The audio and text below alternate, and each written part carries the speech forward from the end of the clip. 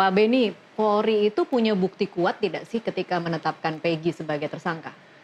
Jadi para penyidik ketika mengambil langkah tahapan penyidikan sampai dengan penetapan tersangka sampai dengan menahan itu sudah berkalkulasi dengan risiko.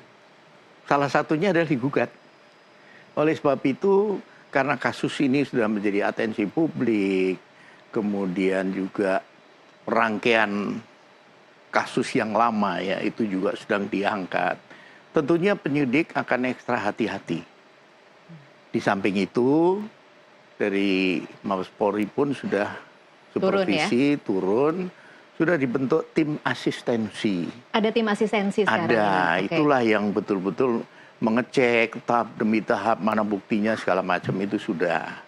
Jadi ya marilah kita tunggu daripada berargumentasi versi sendiri. Oke, tampaknya rasa percaya diri yang dimiliki oleh tim kuasa hukum Peggy Setiawan itu muncul ketika ada rangkaian tes-tes tambahan. Ada tes kejiwaan, kemudian tes kejiwaan itu diminta juga untuk ibunya, diminta juga untuk bapaknya, kemudian ada tes kebohongan.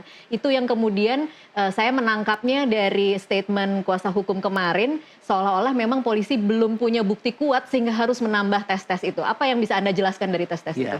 Dalam konteks ini, tes-tes yang dilakukan adalah salah satu pendekatan secara saintifik.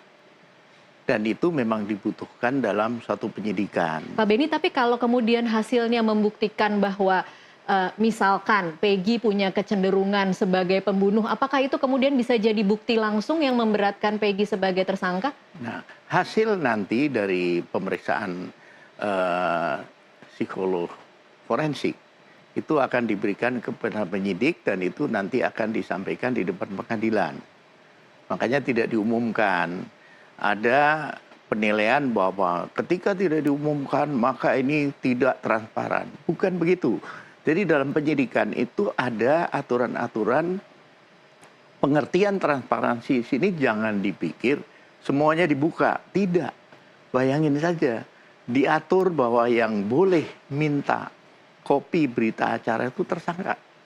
Sekarang kalau semua saksi yang diperiksa, kemudian berita acara itu beredar kemana-mana, pembuktiannya kacau.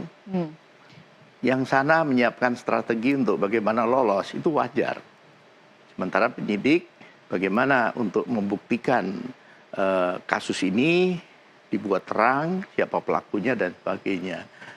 Jadi kembali, ada mekanisme sendiri, pengertian keterbukaan itu seperti apa, itu ada aturannya.